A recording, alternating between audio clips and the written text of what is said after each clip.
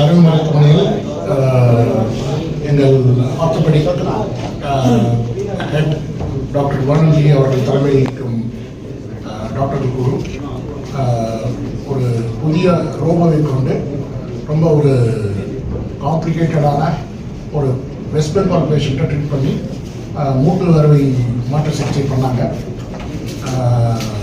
இது one of the success stories இங்கே நல்வியில். இது வந்து இந்த